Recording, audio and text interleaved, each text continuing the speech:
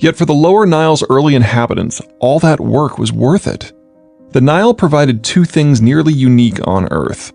The first was perfect agricultural inputs like reliable water and high fertility soil. It wasn't scant desert rainfall that gave rise to the mighty Nile, but instead the seasonal torrents from the Ethiopian highlands and overflow from the African Great Lakes. The seasonal floods washed down soil of fertility far higher than what could be obtained outside the river valley. The Nile was flush with water supplies every year in a cycle so reliable that true droughts were quite literally biblical events. Perhaps more important was the second factor. The Lower Nile was safe. One could stand on the ridges above the Nile floodplain at any point within 1,000 miles of the sea, look east or west, and be met with the exact same view: an endless desert waste. With the technology of transport largely limited to what you could carry yourself, it was simply impossible for any hostile force to cross the desert, which meant that it was nearly impossible for anyone, whether in the form of lions or barbarians, to reach the Lower Nile. It was one of the few places in the world where there was enough water to survive and enough security to thrive. This combination of factors, high soil fertility, water supplies independent of and therefore more reliable than local rainfall, and physical security, not only provided food surpluses, but it also meant that even with a permanent guard there was still a surplus of labor.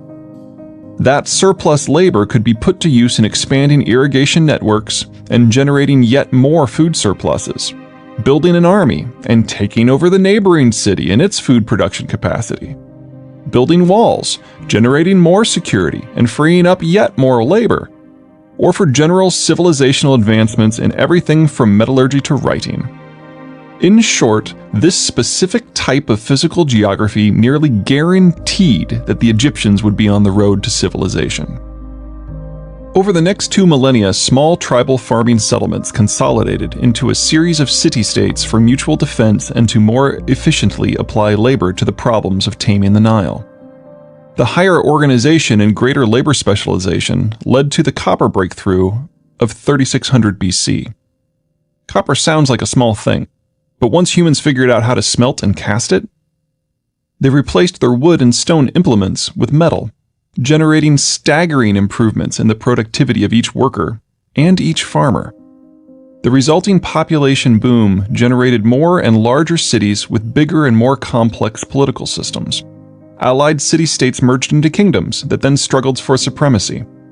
By 3150 BC, a single government dominated all of the useful Nile territories between the Mediterranean coast and what is today the city of Aswan. The era of the mighty Egyptian pharaohs had begun. The Nile was not the only terminal desert river valley to give birth to an ancient civilization. Lower Mesopotamia and the Indus River share similar geographies and spawned similar cultures for similar reasons. Yet the Nile was the only piece of the ancient world that advanced not just in terms of technical skills such as writing and road construction, but also in terms of political organization into larger and more complex governing structures. Egypt also proved to be the longest lasting of the ancient civilizations, outliving its ancient contemporaries by 2 millennia. What explains Egypt's success? Why did Egypt consolidate while its peers remained fractured? How did it so outlast the dozens of civilizations that evolved from it? It comes back to the first principle of the balance of transport. Moving stuff is hard. Egypt. The hard part is getting there. Externally, Egypt's buffer areas were far superior to those of Mesopotamia and the Indus. The Tigris is only rarely out of sight of the Zagros Mountains, while the Tigris and Euphrates both flow from Anatolia. It may be difficult to move things about in mountainous territory, but most mountains are sufficiently high to wring moisture out of the air. Where you have rain, you can have food, agriculture even. Both Anatolia and the Zagros have housed human populations as long as human history has been recorded. As for the Indus, its upper tributaries directly abut the Ganges Valley, allowing for regular contact with that far larger river valley. Local deserts insulated both Mesopotamia and the Indus from multiple directions, but not all directions. Their geographies were secure enough to spawn civilizations, but outside forces were still able to reach them, and so they never had the time to consolidate as Egypt did. In comparison, Egypt's borders are a class apart. To the west, it is 600 miles from the western edge of the Nile Delta to where rain falls regularly enough to support a non-nomadic population, contemporary Benghazi, Libya. 600 miles of dry, hot, empty is a long thing to raid across. Land attack from the east was more likely, but that's not to say it was probable. The Sinai Peninsula is just as inhospitable as the Bible suggests, and the 300 miles between the Delta and the Jordan River Valley have proven to be a formidable barrier right up to and even into contemporary times. A southerly approach seems better, and indeed following the Nile is certainly a less painful affair than trudging through desert. But as one moves upriver south, the Nile Valley narrows to a steep canyon in places, complete with the occasional rapids locally known as cataracts. And it is a long, winding 900-mile route before you reach a geography and a climate that can support a meaningful population, contemporary Khartoum, Sudan. Establishing multiple defensive positions along the route is quite easy. In other words, you really have to want to get to Egypt. Within Egypt, however, things are very different. Within Egypt, the Nile does two things.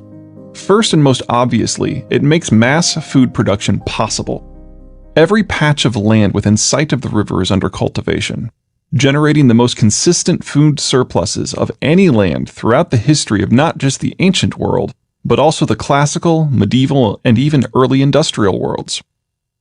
This food surplus created the world's densest population footprint for most of human history, the only exception being contemporary Bangladesh.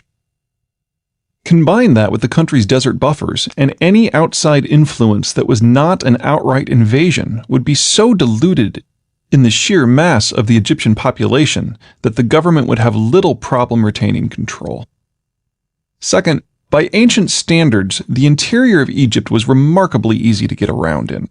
From Aswan downriver, the valley is flat, in the dry season turning the river into a very slow-moving lake. The lack of elevation change results in a hazy, lazy downriver ride, while Egypt's prevailing north-to-south winds allow for fairly reliable upriver sailing. The Nile could support riverine traffic in a way that the Tigris, Euphrates, and Indus, cursed with faster currents, less reliable seasonal flows and winds, and omnipresent sandbars, never could. The key is the difference between the ease of internal versus external transport. Just as the difficulty of external transport inhibited invasion for centuries, allowing the Egyptians to wallow in splendid isolation, the ease of transport within so facilitated governance that Egypt was able to consolidate into a single kingdom more than 5,000 years ago. For the first millennia and a half of Egyptian history, outsiders simply could not penetrate into the Egyptian core. Yet within the Nile Valley, the Egyptian government had very little trouble moving manpower, resources, the tools of governance, and even giant blocks of stone around within its riverine-based system. The many braids of the Nile combined with the flatness of the terrain to allow the narrow stretch of Egyptian civilization to be seen from the river. The pharaoh could, and often did.